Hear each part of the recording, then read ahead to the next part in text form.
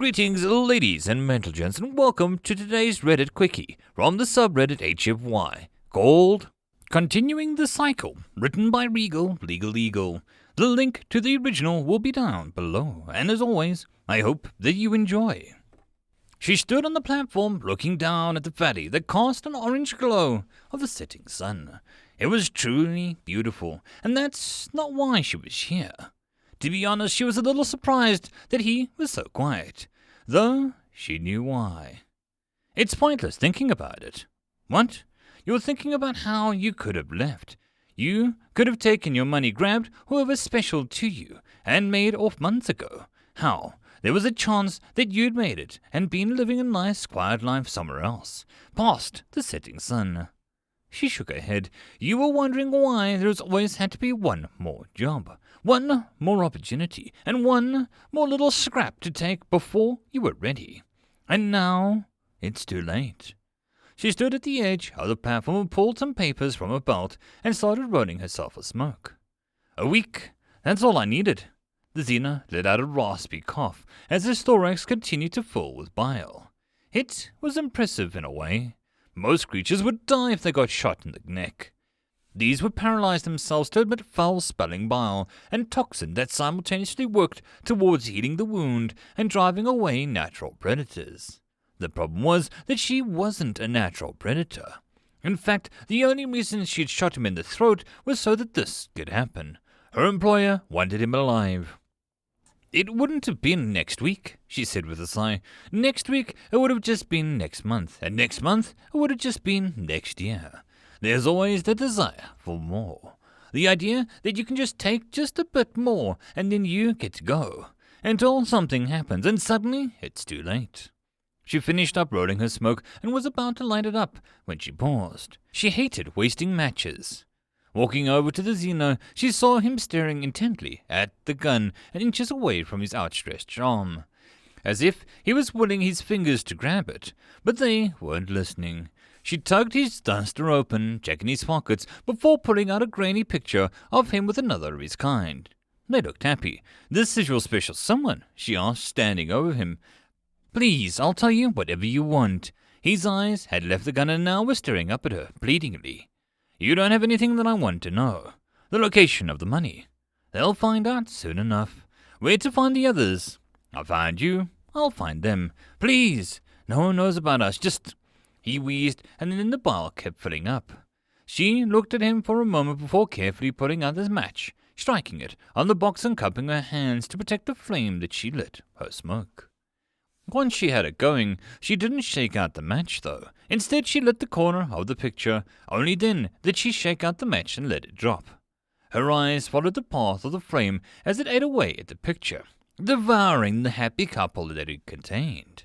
When just the corner was left, she let go, watching the last piece drift off into the valley. Thank you. His breathing was getting harder. Soon he wouldn't be able to talk. Maybe you could just finish me? He sounded hopeful, but she looked down at him. She took a long draw of her smoke and shook her head. No. You steal from the law, they throw you in jail. You steal from him. He sends me. You know, you become an example. When she was done talking, she let her smoke out, watching it move with the breeze. As she looked down at the valley, she caught the movement of shadow for a moment. Then she shielded her eyes against the sun and spotted the incoming ship. Well, that's my cue. Tell them everything they ask, and that should make it quick. Please, I'm scared, he whimpered. He glanced down at the Xeno, twice her size, knowing before all of this had a reputation of being a hulking, threatening menace. Now look at him. She took another drag of her smoke before exciting. Yeah, I was too. The ship was drawing near as she walked past him and then down to the ship of his speeder. She climbed in and quickly started it up, flying off the platform just as the ship arrived to pick up her first delivery. She already knew where to find the next one. Somewhere along the way she'd find the others too. Honey, we have to move quickly, all right? Just grab your things and throw them in. We just don't have time to be neat about this. Her dad was moving quickly, and she'd never seen him like this before. He was taking everything out of the house and tossing it into the old kurgan that they had to haul crops into town. Tim was trying to help, but old robot couldn't move very quickly, and often her dad just shoved him to the side as he walked past. I thought that we had to wait before we moved, so it didn't look suspicious, she said, feeling very afraid with how her dad was acting. She was currently standing in a doorway, clutching her stuffed bunny. Sometimes she felt like she was too old for such things, but it always helped her remember Mom. We were going to, but now we're not. But what about Uncle Grasmix, or Aunt Hoovercover? Dad had been acting weird since 2 days ago when something had happened to Mr. Green. She hadn't liked him. He was always so mean to everyone else, but she knew that he worked with Dad when he left the farm sometimes. Change of plans, sweetie. Please just go and get your stuff, all right? Dad turned to her, and she could tell that she was trying to calm down, understanding that he was scaring her. But then she heard a soft noise, a sort of before his eyes went wide, and then he fell forward, collapsing onto the ground with a massive dot in his neck. She was too scared to scream as Tim dropped the mirror that he was holding and pulled out his rifle. Warning, threat detected. Well, he was to say that before a bullet slammed into his shield. She saw the blue shimmering light for a moment before the second bullet pierced the old shield and hit Tim's torso, exploding as it did and sending his torso flying away from his legs. Rifle flying out of his hands. This time she did scream, confused and terrified. Casey, go hide! Her dad gasped out, face down into the dirt for some reason, not moving, not rising up to save her like he was supposed to. So she ran to the only spot that she knew, into the bathroom next to the door and into the cabinet just under the sink. She clutched her bunny, crying softly. She could see through the little hole in the wall. Dad was just outside. Tim's upper torso was crawling towards the rifle several yards away. Casey, I can hear you crying, baby girl. I know you're scared. I know that. But you gotta be quiet. No matter what, stay quiet until everyone's gone. But Dad, I need you to do this, honey. You've got to be brave. Remember the story that your mom used to tell about you and your bunny, about how brave he was to make it here. Dad, that's just think about the story, Casey, please. The pleading in his voice was something that she'd never heard before. It scared her, but she closed her eyes and tried to control her breathing. She stopped crying and then began to slowly breathe in and out. In and out and calm. For a while, all she could hear was the wind and the mechanical grinding of Tim trying to crawl for his rifle. And then she could hear footsteps. When she peeked out through the hole, she could see that someone with a black duster walking closer. The person kicked the rifle away from Tim. He tried to grab the person's leg, but they just pulled out of the grip and kept walking. So Tim went back to crawling towards the rifle. That was now several more yards away. When the person got up to her dad, she could see that it was a woman. Short hair, solemn face, sad eyes. She'd never seen such sad eyes in a person who wasn't crying before. The woman reached down and rolled her dad over. "You're right there, Henry. Can you breathe fine?" "I can breathe just fine," he said, and the woman pulled out a dart from his neck. "Did you already call him? In the ship on his way?" "No, not yet. I wanted to make sure that you were still doing fine. The darts can be tricky sometimes." The woman looked at the old beat-up cocoon, half full of things from the house. "Doing some house cleaning there, Henry?" "Just a bit. You, wouldn't believe I was just planning on having a yard sale, huh?" "No, I don't think I would." She glanced over at Tim, trying to reach the weapon with a single-minded focus of a robot. "Just you and the robot out here on the farm, huh? Gotta make you wonder how you can make a living with just the two of you." Casey realized the woman hadn't seen her in the doorway earlier. "Yes, just the two of us. Gotta make it look good for the taxman. Look, I'm sure you're busy, so why not just call him in and get me out of here?" The woman frowned when he said that. "You're in a hurry. I mean, I'd like to get it over with. The pain and torture, they just get worse the longer you prolong it, right? They're pretty bad no matter when it happens. You're very calm about this. People usually beg and cry. Would that do me any good? No. So why waste time?" She didn't know why Dad was saying these things. Was it part of some plan? It had to be. He always had a plan. Well, let me make sure that the dart didn't dull anything then, Henry. The woman dropped to her knee and then into Dad's ribs, pressing the weight of her heart as it screamed. Casey couldn't help but gasp in surprise and shock as well. The woman looked up and Casey clamped her hands over her mouth. What was that? What? Me screaming? Ah! He tried to scream again, but it wasn't the same. The woman stood up, pulling a pistol from her hip, and she walked towards the house. Hey, come back here, damn it. It's just me and Tim. Casey heard the woman's footsteps into the house and then tried to will herself to be smaller as she heard her dad yelling at the woman to come back outside. For a minute she thought that she would be okay as the woman walked into the kitchen first. But then the footsteps got closer, and suddenly the door to the cabinet was yanked open. Casey screamed as the woman pulled her wrist, tugging her out from under the sink, just twisting and pulling, but the woman was strong and didn't let go.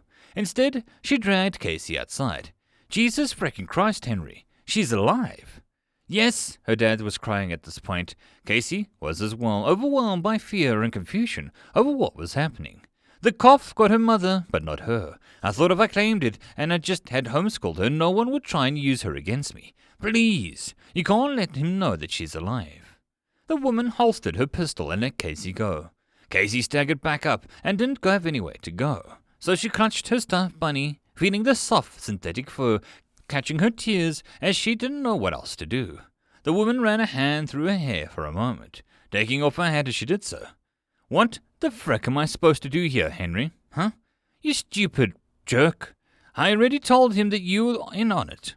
He knows that I'm looking for you, and now it turns out that Casey is still alive. Why the frick did you never tell me? We didn't think that he'd send you. We were careful. Not careful enough, you stupid prick. Why the frick does everyone think that they'll get away with it? No one ever does. Every year he has to make an example out of more of you. Don't you remember the Kashkin brothers? That was just last year. I'm sorry, we thought that we had a better plan. Well, you didn't. The woman groaned and rubbed her hand across her forehead for a moment. The frick am I going to do? I can't keep her a secret from him. The money. What about it? They've had green snakes for 3 days now. I'm sure that they'll know where the money is. I moved it. I didn't trust the others. It's hidden somewhere else. Let her go with Tim. Who the frick is Tim? She asked before Casey whimpered out. He's the robot. The woman glanced at Casey and then over at Tim, still crawling towards the rifle. Look, he doesn't care about the robot. Just tell him that the robot and my ship were gone. He wants me. Load up Tim and the Kurgan and Casey and let them go. Then call him. That's all you have to do.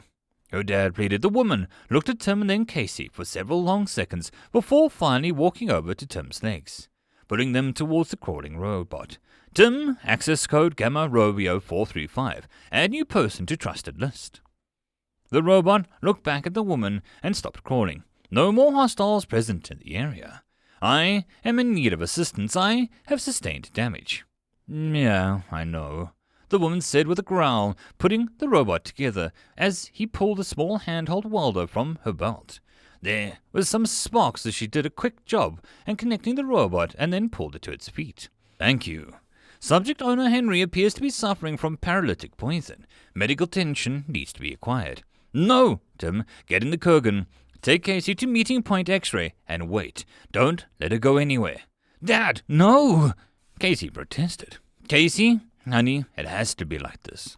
Tim was already walking in front of the old ship. The woman was picking Casey up, and even as she kicked and twisted, reaching out for her dad, I'm sorry, sweetie. She'll take care of you for now. Her and Tim, be brave.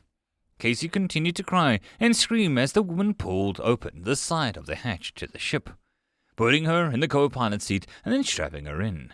Tim was warming up the ship already, and Casey couldn't undo the safety harness once the ship was starting to move. She pounded the window, tears streaming down her cheeks as the Kurgan ship lifted off the ground. Turning to the air, she saw the woman standing next to her father, and soon they left the farm behind. Henry watched the old ship fly and sighed. He lay in the silence next to the woman till she finally spoke up. Why the frick didn't you tell me, Henry? Because I didn't know how. We haven't spoken in so long. You really named her Casey, huh? It's a good name. It's my name. I know it. It wasn't fair to Laura, but I thought, I don't know, in another life me and you would have made an excellent husband and wife. In another life, she agreed. Casey, please, don't let them torture me. I don't know if I'd tell them a new place that I hid the money. I'm scared. He sighed heavily. Where is the new place anyway? You know where it is, he said simply before she snorted, and then she reached into her pocket and pulled out another dart like the one from before. The thing about these darts is that if you get the mixture wrong, it does too good of a job. The person sort of falls asleep, and that's it. I know he'll be angry. Freck him. I never missed a job yet. I've got room to make a mistake. They stood there in silence for several long seconds before she crouched down beside him. You'll look after her. I'll do what I can, she promised, and then she leaned in to give him one gentle kiss as she jabbed the dart into his side of his neck. When she pulled it out and brushed her other hand against his hair. Goodbye, Henry. Goodbye, Casey. He closed his eyes and fell asleep. Tim had kept her in the old fort for 2 days, making sure to try and feed her regularly. She refused at first, saying that she wouldn't eat until he took her back home. But Tim said he couldn't. She cried, she argued, she reasoned. She did what she could, but eventually she ate again. The pain in her stomach greater than the pain in her heart. On the 3rd day she saw the ship. It was a new, sleek, expensive-looking ship, and it swooped down and landed next to the Kurgan as she watched. The woman got out. Where's my dad? She ran up and trying to punch and kick the woman who just shoved Casey back. Kid, I know you're in a bad spot right now, but I'm trying to help. So knock that off, Casey sniffed, obviously upset with the woman, but stopped. Where's Tim? Tim shuffled out of the old barracks. His servos were having trouble since he'd been shot. I'm here. Do you have further instructions? Yeah, get in the Kurgan. I have to take you back. They won't stop looking until they find you, and that's a problem. You can't. Tim's all I got, Casey cried out. You can't take my dad and Tim. Look, kid, I'm sorry, but this is the way it's got to be. I've got you a new ship, and someday you'll understand all of this. But right now, I have to take Tim to protect you. No! She tried to launch herself at the woman, but she was quicker. She grabbed Casey, picking her up and carrying her to the new ship, as once more the girl struggled against her. But just as before, the woman was too strong. She opened up the hatch to the new ship and stuffed her inside, slamming it shut. Casey could watch the woman through the window. I'll kill you, she screamed. I'll find you when I'm older and kill you. The woman just looked at her through the window with the same sad eyes. Someday, kid, if you come for me, that's just fine. But I hope, instead of trying to kill me, you help save me. She turned and walked away. For the first time, Casey saw some sort of metal chip in the implant in the woman's spine. Casey stood quietly then, watching the woman get into the Kurgan with Tim in tow, and the ship took off. This time, Casey was the one left behind to watch the ship fly off into the sky. She looked around the ship, and then she saw a large crate with a note on it. Press green button. So she walked towards it, pressing the button on the crate. It then hissed and made her jump back, but it opened to reveal a much larger, more expensive-looking robot than Tim. She could see the S-M1000 on its chest. The eyes flickered to life, and the robot looked down at her.